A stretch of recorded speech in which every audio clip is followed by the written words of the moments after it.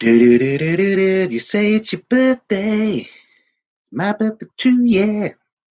You say it's your birthday, you're gonna have a good time. Morning, everybody. Beatle Dave here from Derby in the UK. Like my new T-shirt. Right. Today we're going to look at some recordings that the Beatles did, but with Pete Best on the drums, not Bingo Starr. So yes, it is the Beatles, but it's not Lennon, McCartney, Harrison, Starr. It's Lennon, McCartney, Harrison, and Best, or John, Paul, George, and Pete, not John, Paul, George, and Ringo.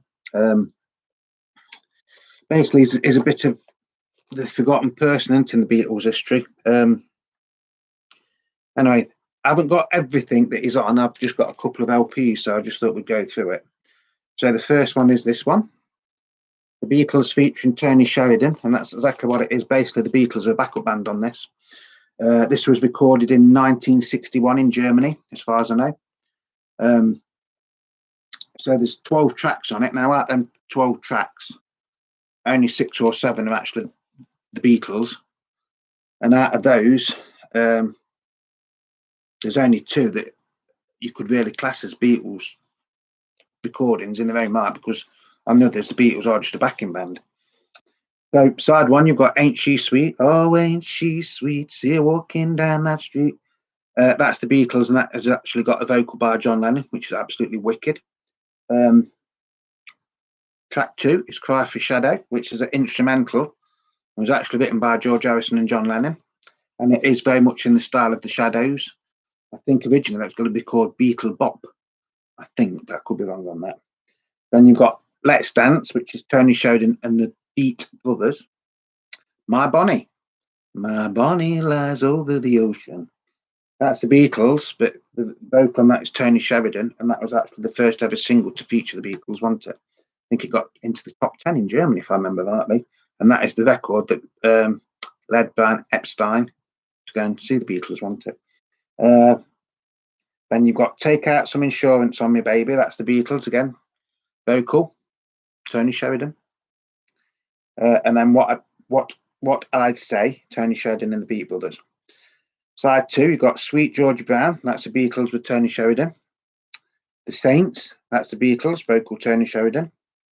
Ruby Baby, that's Tony Sheridan and the Beat Brothers. 4, Why Can't You Love Me Again? That's the Beatles, vocal Tony Sheridan.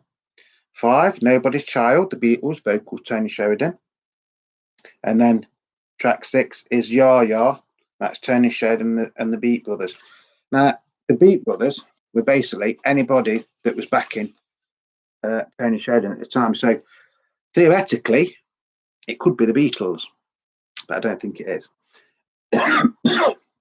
Excuse me. So this is a photo of the Beatles at the time with Pete Best on drums. And I think that is the Cavern Club from the looks of it. And then on the front, you've also got a picture of the Mersey Beat newspaper where the Beatles topped the poll. Again, that was still when Pete Best was in the band. This does actually say it's a collector's item, but it's not really. It's still pretty common to get. It's nice to have just for like the historical content of it. Like I say, on the majority of the tracks, the Beatles are just a backing band for Tony Sheridan. Yeah. Now, Tony Sheridan was actually quite a big star in the late 50s and early 60s. So yeah, this was recorded in Hamburg, in Germany. It wasn't actually done in the recording studio. From what I can make out or what I can remember, it was either done in a village hall or a school hall. And Polydor, who originally paid for these recordings, brought mobile recording equipment to the hall. I think that's right, but I could be wrong. So yeah, all in all, not a bad little album. Actually, you can't really class it as a Beatles album as such, can you say? All right, so that is side 1 from Contour. And that's side 2.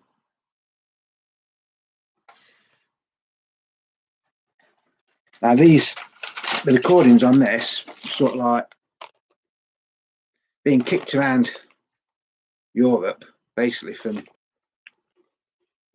1963-ish. I think this was early 70s. This came out. There's actually a double album with a very similar cover, but you only still get the same amount of Beatles tracks. The rest of it is like Tony Sheridan and the Beat Brothers, who, like I say, was basically anybody that was backing him at the time. Interesting fact, Merseybeat was a local music paper in Liverpool, and the Merseybeat offices are still there, but obviously they're not called the Merseybeat offices anymore. It's actually a record shop where you can have a nice cup of tea and a cake as well. And in the back, I think, if I remember rightly, they do live shows, you know, bands and things like that. Lovely couple that run it. When we first started going to Liverpool, you could go in it and you actually had to go like into the cellar for the records. And I got talking to the chap there, and he actually told me that it was the old Merseybeat offices. I think it's called 81 Renshaw Street now. So if you like you know you live music and stuff like that, check it out when you're in Liverpool. Yeah.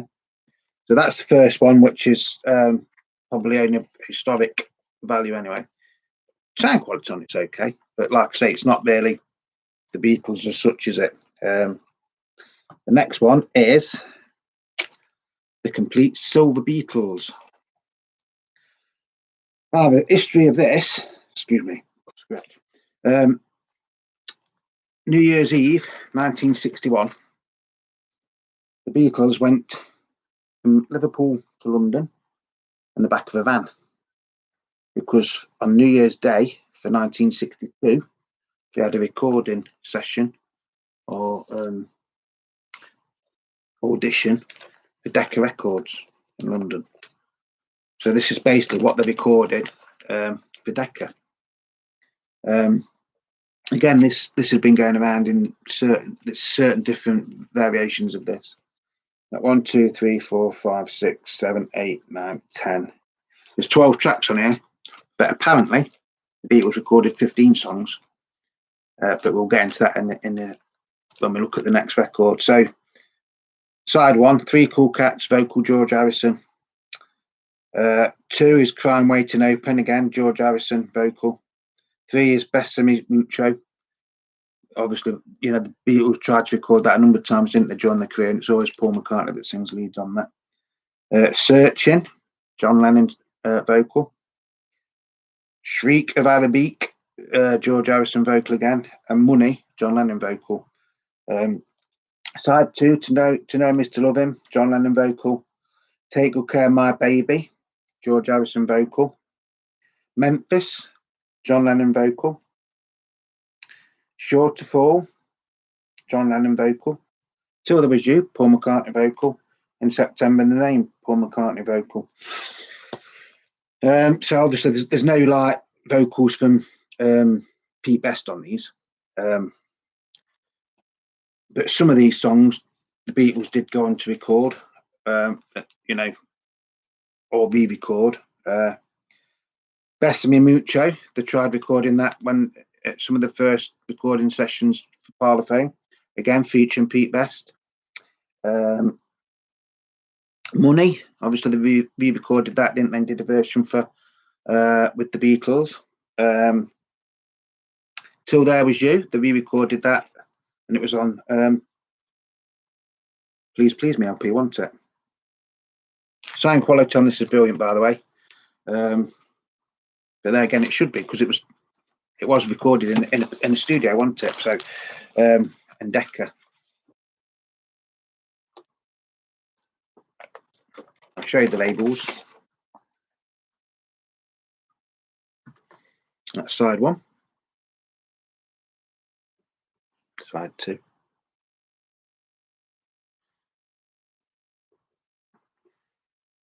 Yeah, so at the time, Brian Epstein was trying to get the Beatles a recording contract, so and he wanted it to be with like a big record company.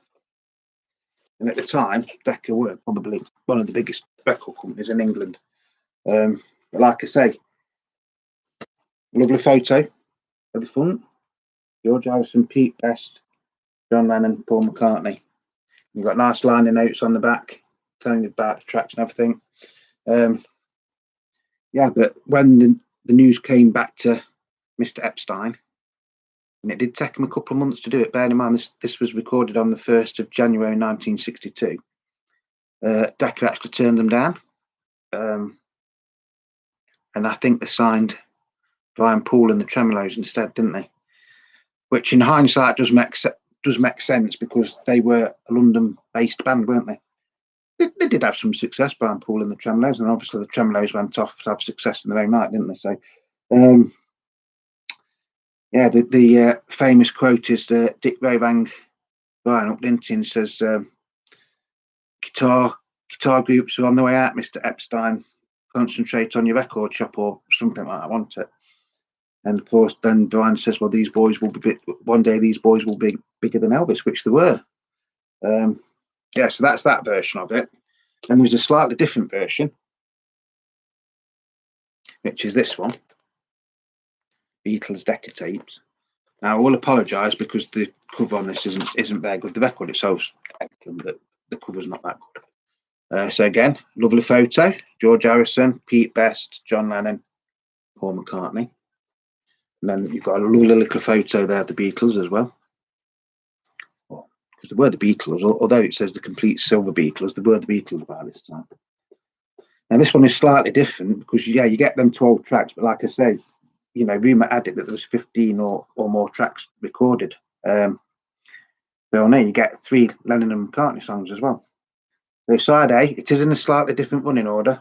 Side A, track 1, Like Dreamers Do, vocal Paul McCartney, which is a Lennon and McCartney original. Then you've got Money, vocal by John Lennon. To Other Was You, vocal by Paul McCartney. Shriek of Our Beak, vocal by George Harrison. To Know Him Is To Love Him, vocal by John Lennon. Take Good Care of My Baby, vocal by George Harrison. Memphis, vocal by John. Sure to Fall, vocal by Paul McCartney. Side 2, Hello Little Girl. Of course, that's a Lennon and McCartney song, isn't it? Vocal by John Lennon, with harmonies with John and Paul. 3 Cool Cats, vocal by George Harrison. Try and Waiting Open, vocal by George. Love of the Loved, Lennon McCartney original, vocal by Paul. Now, Cilla Black did a version of that, didn't she? She had a hit with it. September in the Rain, vocal by Paul. Bethany Mucho, vocal by Paul. And then there, this is a mispress or something because it says Searching, vocal by Paul McCartney, or vocal by Paul. But we know John Lennon actually sung that Searching, didn't he? So again, you know, it's got all the liner notes and stuff. See what I mean? It's got slight water damage there. The actual record is in really, really nice condition. That's side A. And that's side B.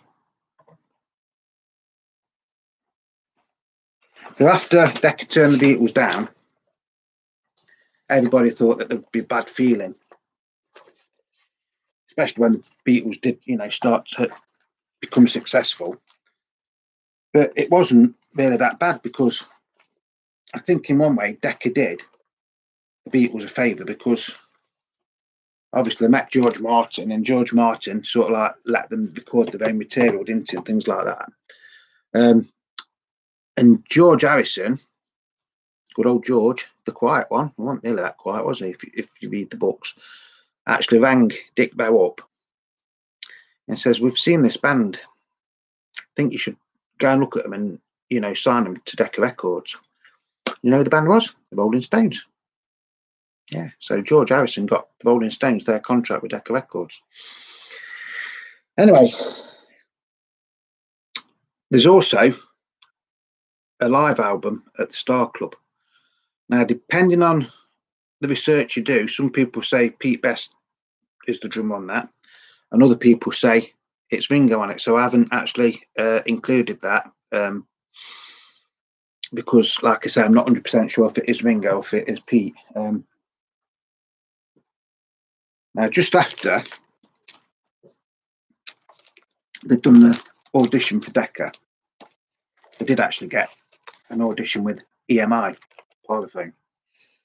Pete Best was still a member of the band, and they recorded a version of Love Me Do, P.S. I Love You, Please Please Me, and Besame Mucho, I think that was with Pete Best. And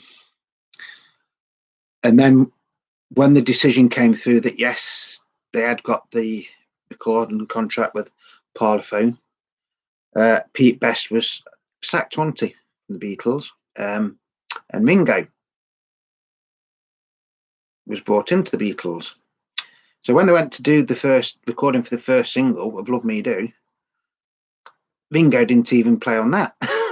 So you know, they used a session drummer, didn't was it Andy White, Alan White, somebody like Andy White, Alan White, and Ringo played tambourine. Now, before that, Ringo had been in quite a successful band touring the UK, Rory Storm and the Hurricanes, who did have some success later on. But so I think Ringo must have thought, God, what have I done? I've like gave up a good job and I've come to do a recording session and they won't even let me play my drums. But that's by the by. Pete Best. Was he the most unluckiest man in pop or rock? I suppose he was in a lot of ways, wasn't he? Because, you know, within a couple of months of Ringo replacing him, you know, the Beatles did start to take off and we got Beatlemania, and then obviously they had the worldwide fame, and, you know, they're still famous now, aren't they? There's a lot of criticism of the way Pete was sacked. Some people say it was because his drumming wasn't very good, but if you listen to especially the decades, I'd say at the time his drumming was just as good, if not even better than Ringo's. That's no disrespect to Ringo, by the way, but I think that one isn't really true. The other version I've heard is that Paul McCartney wanted him out of the Beatles because he was jealous of him because he was a good-looking bloke, wasn't Pete Best, when he was younger. And I would say that is probably more true. You know, quite a nice looking lad, isn't he? So I would say that is the truer out of the two rumours. His drumming wasn't bad. Wasn't brilliant by today's standards, obviously, but at the time, it was just as good as Ringo's and anybody else's that was around, you know. Obviously, then there was the sacking itself. The Beatles didn't even tell him, did they? He was called into Brian Epstein's office once and basically just says, well, the boys want you out. You know, there's nothing I can do, Pete. You know, it's you're out and Mingo's in. Which must have become, you know, come as a great shock to Pete Best because his mum was basically the Beatles manager before, unofficially, the Beatles manager before Brian Epstein. I mean, she used to book all the tours and everything. So yeah, I do feel sorry for Pete Best. I think he did try to have like a recording contract. I think he did record a couple of singles, but they never got anywhere in the UK. I think he had a band called the Pete Best Four, and then by the mid-60s, you know, he turned his back on the pop world, hadn't he? And I think he was working in a car factory somewhere, wasn't he? And then he ended up, of all places, working in local government in Liverpool for the DHSS. You know, like when he used to go and sign on the dole and things. That was his job. Very successful at it, apparently. And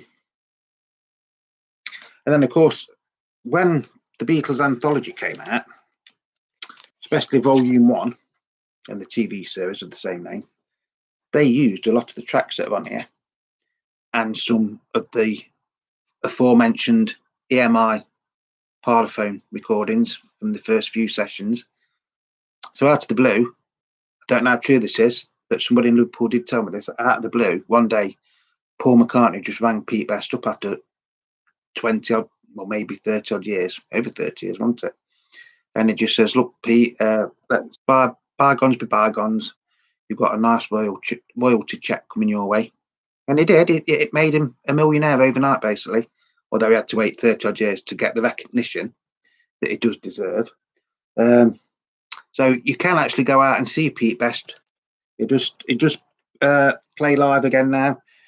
He's playing his drums and things like that. in the 60s, he did have a hard time. I mean, I've read a couple of books where, you know, he did think about committing suicide and things like that. And you know, for a young lad, bear in mind, he was only in his early 20s, wanted to like see his mates becoming like famous, and there's him working in a car factory and other people taking the mickey out of him and things like that. And at the end of the day, it wasn't anything to do about his drum. I don't care what you say. I still think it was because he was the best looking out the lot, and the rest of them was jealous.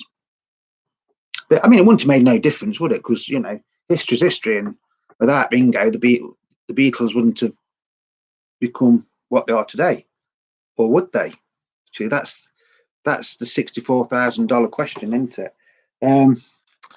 Bit of a side note, as you know, well, as you might know, we do like to go to Liverpool once or twice a year. Obviously, last year we couldn't do it. We are hoping to go in November this year. Now, where the Cavern Club is at the minute on Matthew Street, now there's a lot of controversy about that because some people say it is the real Cavern Club, and other people say it isn't because it was further down the street. But that's by the by. If you ever go in there, it's brilliant. By the way, it's well worth going in just to have a look. But next door to the Cavern Club, there is a pub called Sergeant Pepper's. Not Sergeant Pepper's Lonely Arts Club Band before you'll like start shouting at me. Called Sergeant Pepper's. Now we was in there a few years ago. We've been in the Cavern Club, and then we went in there because it's cheap drinks or was cheap drinks in the daytime. So we sat at this table, had a few beers. This bloke comes up, just got the empty glasses, walked off to the bar, did it a couple of times, and I like looked at him and I'm thinking, I know him from somewhere. Couldn't place him. I just thought I know him from somewhere, or he looks a lot like somebody I know. So anyway, we finished the drinks, went outside. By this time, this chap had gone. He'd gone. So we went outside because my missus was having a cigarette, and we got talking to this couple who were actually from Liverpool. And I said, "Is that bloke from Liverpool?" I was thinking, has he been on a TV show or something like that? And they goes, "Yeah, it's Pete Best." I goes, "You what?" I says, "What, the Pete Best?" Yeah, the old drummer from the Beatles. And I goes, "No, you're like taking the mickey, aren't you?" And they goes, "No, it is." And I can't remember if they said he actually had part shares in that pub, or his daughter or a member of his family did. And every now and again, he just goes in and helps out. So, I sort of like met him without knowing it was him. So yeah, I've actually met two of the Beatles. I met George Harrison very briefly in the late 80s, and then obviously I've met Pete Best very briefly. Yeah, so that I just thought that's a nice little end to this video. So yes, he has got the recognition after all these years that he did deserve, and at the end of the day, he's a great drummer. I think he is still touring, and I know he sometimes goes to these Beatle fests and things like that, and he will do questions and answers, and so I think what's gone on in the past is now in the past as far as he's concerned. And like I say, he did get some royalties in the end, although he did have to wait 30 odd years for them. Like I say, if you ever get a chance to listen to the Decca tapes, please do.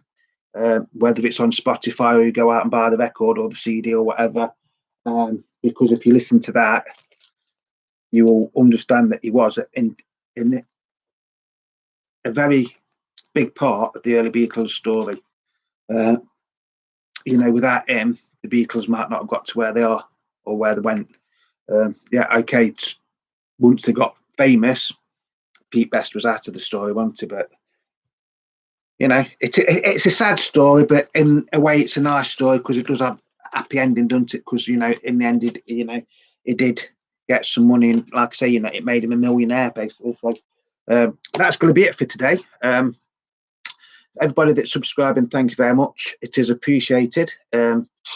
It's Sunday morning in the UK, in Derby, and it looks like the sun is trying to come out. Like I don't know if I mentioned this, it's actually my birthday today. My missus made me this T-shirt. See it, Lennon? So I don't know what we've got planned for the rest of today. I know Formula One's on quite early today. It's at 1 o'clock. And Lando Norris is on pole. Carlos Sainz is second for Ferrari. Excuse me. And George Russell is third in the Williams. Yeah, it's like, you know, McLaren, Ferrari, Williams in the top three. It's like racing Formula One from the 80s, isn't it, or early 90s. So I'm hoping that's going to be a good race for those three. Hamilton's fourth or fifth into, I think, and I think Verstappen starting from the back into because he had a penalty anyway, into the change his engine or something. So yeah, so hopefully that's going to be a good race anyway. For all of you, whatever you're doing today, if you're collecting records or looking at records or just going out for a wander or drive or whatever, just stay safe. Love your records, cherish your records, clean your records, but above all, what do we do? Play our records, don't we? Yeah. So that's going to be it for today. I might do one later on, but I'm not promising because my voice is starting to go a bit now. So from Beatle Dave here in Derbyshire in the UK, whatever you're doing on this Sunday, just stay safe, look after one another, be kind, and I'm going to say bye-bye.